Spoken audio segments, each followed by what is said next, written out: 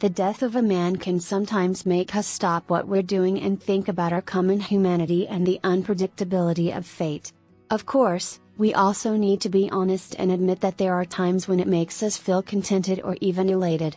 Mussolini's road to Milan was long and dotted with unexpected twists and turns. He was once thought of as a great statesman among those who had come before him. Born in 1883 in the small town of Predappio, Italy, Mussolini was a gifted child with a fiery temperament. As a young man, he became deeply involved in socialist politics, editing a left-wing newspaper and leading a militant labor union. But Mussolini's ambition was not satisfied by the limited scope of socialism, and he soon broke away from the movement to forge his own path. In 1919, Mussolini founded the Fascist Party, a political movement that would come to define his legacy. Mussolini's vision of fascism was an eclectic mix of ideas, blending nationalism, socialism, and authoritarianism into a potent brew. He preached the virtues of a strong, centralized state, calling for a return to ancient Roman values and a rejection of the decadent liberalism of the modern era. Hello and thank you for visiting Hallmark History channel, and today I'd like to tell you a little bit about a man who defied classification, Benito Mussolini. An intriguing figure, he was both a revolutionary and a reactionary, and his charismatic personality drew passionate support and venomous opposition. From his beginnings as the leader of the Fascist Party to his humiliating downfall and death at the end of World War II. A strong man who had taken control of Italy in 1922 was able to bring about order, end partisan fighting, and raise Italy to the level of a respected military power in the wake of the chaos that had followed World War I in the country. The Latin word dux, meaning chief or boss, is the source of the modern Italian title duce. Obviously, he had the backing of the fascists and could send in the black-shirt thugs, like the Camicie Nere, to crush his opponents. Although the fascist system of government had a complicated structure on paper, with a Grand Council to which the government was supposed to answer and a Chamber of Deputies that passed laws, in practice Mussolini used Italy as his own personal playground and exercised nearly absolute control over the country. Fascism is probably not the best term to describe the Italian government at the time. Instead, the term Mussolinismo, or Mussolinism, would be more appropriate. Mussolini, Benito, the Great, or the Great Dictator, whatever you want to call him, made an incredible impression on the public in the 1930s, when he paraded around in comic opera garb on the balcony of the Palazzo Venezia to the chants of Duce, Duce, from tens of thousands of people. He built an elaborate cult of personality around himself. Photos of him in commanding riding, flying, or driving poses appeared frequently in the news. He would get down to his waist when addressing farmers in the hot sun, striking a wrestling pose like he was fighting a lion cub. In Italy, rumors circulated that seemed to back up this assumption. When he signed the Lateran Treaty with the Vatican in February 1929, it ended the animosity that had persisted between the Church and the Italian government since 1870, when Italy annexed the Papal States. In a plebiscite held in May, Mussolini received 98% of the vote, showing that the Concordat was popular in Catholic Italy. In an effort to jump-start the economy, the government undertook a number of high-profile public works projects, such as a massive effort to drain the Pontine marshes outside of Rome. Corporatism was the economic foundation, and it was made up of 22 corporations that controlled every facet of a given industry, from the procurement of raw materials to the sale and distribution of finished goods. Because they included both management and labor, they were given the responsibility of negotiating labor agreements. If they couldn't come to an agreement, they agreed to submit to mandatory government arbitration.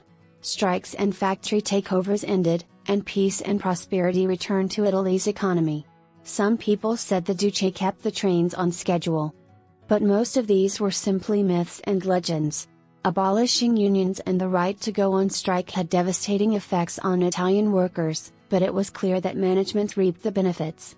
The corporative structure also allowed the Mussolini regime to control the economy and make production and distribution decisions that were previously left to the industrialists.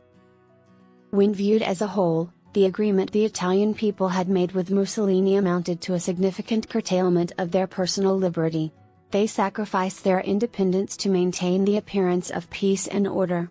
The Italian fascist regime was, or at least asserted itself to be, a totalitarian state that imposed strict rules on its citizens. Your kids had no choice but to join the dopo lavoro, also known as the Young Fascists. Unlike traditional dictatorships, which only demand passive obedience, Mussolini's totalitarian regime demanded constant involvement, if not outright enthusiasm, for the government. If you didn't look enthusiastic enough or if you didn't comply in any other way, you could be arrested, tortured, or even killed by a shadowy secret police force called the Avra. The once free individual was eventually coerced into taking on the regime's motto, credere, obdire, combattere, believe in the regime, obey the regime's orders, and fight for the regime's defense of the state. Mussolini's downfall came about because of his foreign policy. One of the primary goals of the new regime was to return Italy to its former glory through military success. Mussolini often spoke of re-establishing the Roman Empire. Mare Nostrum, the Latin phrase for our sea, was a term he adopted from the Romans. He brought back the stiff-armed Roman salute and reminded the Italians of their imperial destiny. South Tyrol in Austria and the French regions of Nice, Savoy, and Corsica were among the places he claimed as Italian territory. This was what he called undecorated Italy, also known as Italia Irredenta. In the same vein as the other great powers, he set his sights on the Ethiopian kingdom in East Africa as the basis for a colonial empire in Africa. His constant attacks on his neighbors were accompanied by massive military expansion, the creation of a massive navy, the Regia Marina, and the development of a formidable air force, the Regia Aeronautica. These were prohibitively pricey endeavors for a nation like Italy, which was almost completely devoid of the required raw materials. In June of 1940, as German armies wreaked havoc across Europe, the Duce decided to launch an attack.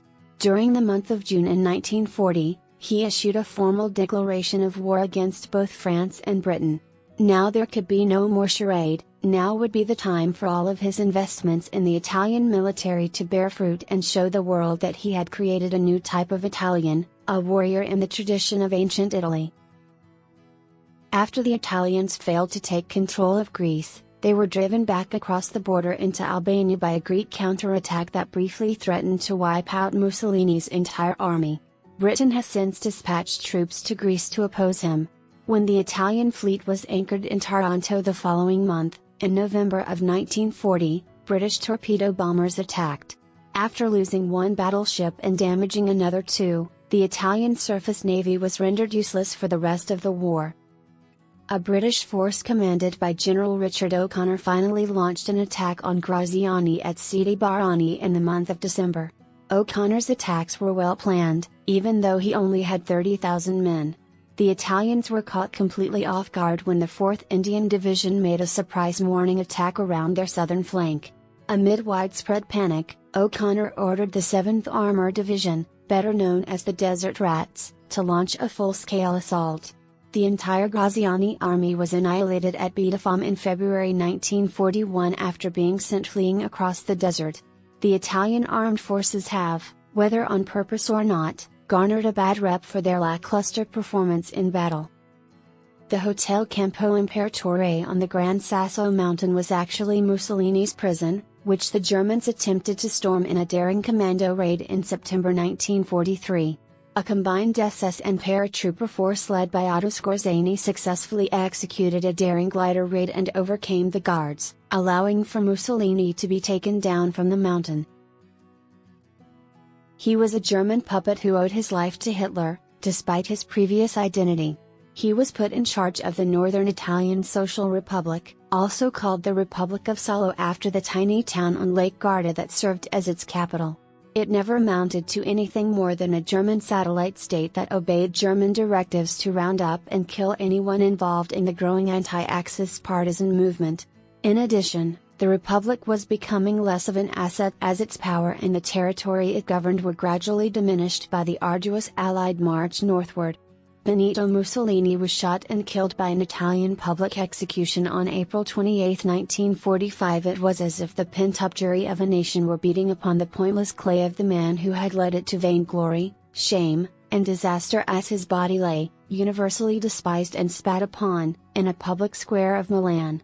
Reg Ingram, a correspondent for Time, provided an eyewitness account of one of history's raw spectacles. Despite the fact that Duce's upper teeth stuck out horribly, his jaw was still easily recognizable. Posthumously, Mussolini shrank to the size of a mere man. His outfit consisted of the standard issue for the fascist militia, a greenish-gray tunic, muddy black riding boots, and gray breeches with a thin black stripe. Over his left eye was a gaping hole where brains were dripping out from where a bullet had entered the skull and exited at the back. Mistress Petacci wore a white silk blouse and was the 25-year-old daughter of a wealthy Roman family. 2 bullet holes, surrounded by dark spots of dried blood, could be seen in her breast. The Duce, who in his pompous fustiness had yelled to his followers, "If I retreat, kill me," was on the run before the clock struck midnight. He arrived in Como, Italy, close to the Swiss border at 9 o'clock that evening. At 2 a.m. on Thursday, he dispatched a representative to Switzerland to petition for asylum for his wife, Donna Rachel, and their children. To put it bluntly, the Swiss said no. Mussolini, presumably hoping to make it to Germany, made a stealthy northward movement around 6 a.m. According to some accounts, he attempted to blend in with a German truck convoy by donning an officer's overcoat. In close proximity to Dongo, he was apprehended. Eduardo, a partisan leader, sent 10 men and an officer to settle the matter. Outside the village, they discovered the dictator and his mistress living in a small cottage. Mussolini mistook the arrival of his fellow Italians for his liberation. Exuberantly, he wrapped his arms around his Petacci. Fear and anger flooded his face as he realized he was being arrested. He begged, "Save my life, and I'll give you an empire." Partisans, however, paid little attention to him. He was told flat out that he was a murderer who deserved to die. The 16 other fascists in the Duce's party were found guilty after a quick trial. "No. No," were the Duce's final words before he was executed. All 18 people were killed, and their bodies were transported to Milan, Italy, in a moving van. They were dumped at 3 a.m. on Friday in what used to be Piazza Loreto but is now called Piazza Quindici Martiri after the execution of 15 anti-fascists. The bodies were taken to a mortuary this morning around noon. Both Mussolini and Petacci were hauled into a courtyard enclosed by high walls, like sacks of grain. Everyone from men and women to kids climbed up on top of the wall to get a better look at the Duce's face, which was now nothing more than a shapeless pulp. The tempers of the people seemed to have subsided, as if they had been satisfied. One of them mumbled, finally, as it was all over. "God had him punished," they said. Hard to argue with the New York Times assessment that this was a fitting end to a wretched life. Benito Mussolini's life and legacy. One thing is abundantly clear: he was a man who did everything on his own terms. Mussolini was unrepentant and defiant to the end, even as he faced the wrath of the Italian partisans who had overthrown his regime. A tragic end to a complicated and controversial life, his passing was nonetheless a reflection of his tenacious character and steely resolve. We hope this video has provided some insight into Mussolini's life and legacy and that it has piqued your interest enough to want to learn more about this fascinating figure in world history. If you liked this video, you should check out some of our other videos, which are just as interesting and thought-provoking. We appreciate you coming along, and hope to see you again soon.